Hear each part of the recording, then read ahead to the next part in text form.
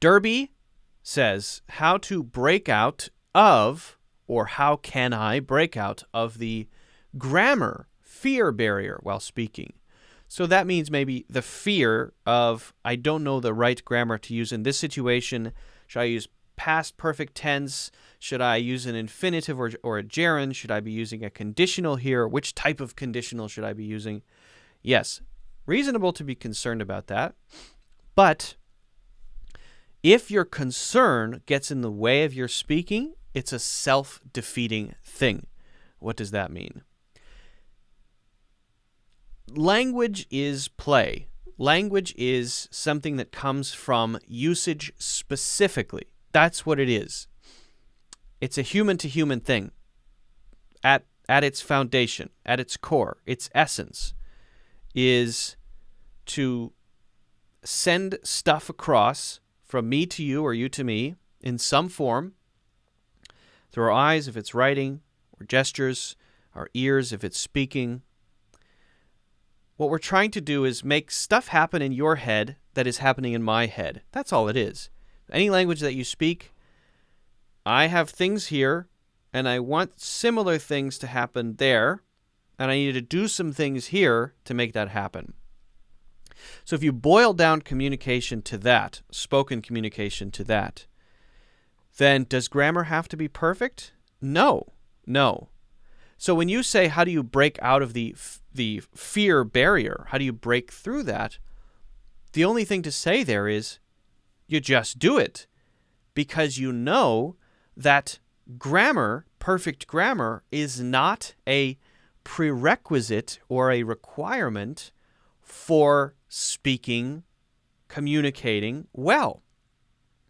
I have conversations with people who have terrible grammar, who know very few words, and were able to communicate a little bit.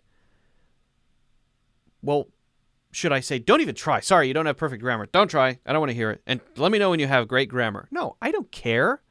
So one thing to realize is that other people probably don't care as much as you think they care.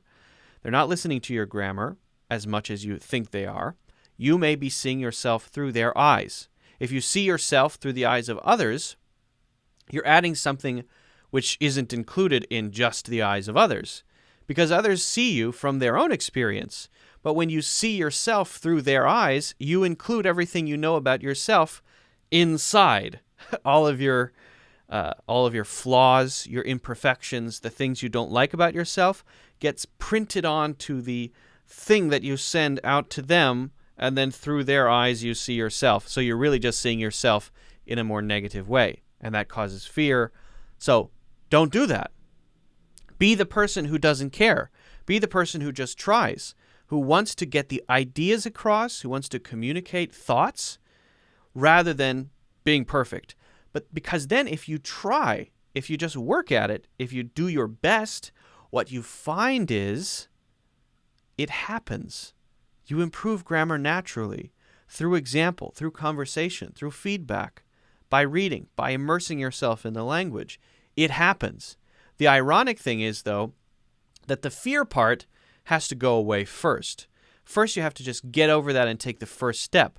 But getting over that doesn't mean you have to do the whole thing. It can just be the first step. I'm going to just try to communicate. I'm just going to try my best, and I'm not going to worry about being perfect, right? And do you think Pablo, who I was talking to earlier, is obsessed about every single thing that he's saying being perfect? No, he's communicating. Maybe he's good at English, but he's not stressed about the things that are not perfect because he doesn't care. Why should he care? I don't care, right? So that's what communication is about. And my suggestion would be to push yourself to take only the first step. And once you take the first step, having a basic conversation, for example, communicating with someone, for example, then you might see that the second step is a little easier, and the third step is easier, and the fourth step is easier, and you might start to relax. And then as you start to relax, the grammar will come to you more easily, and you'll start to sound more natural. I hope that helps. Derby, it's a good question. A lot of people feel that way. Guys, if you haven't already, don't forget to hit the like button. Don't forget to subscribe and check out my full courses in the links in the description.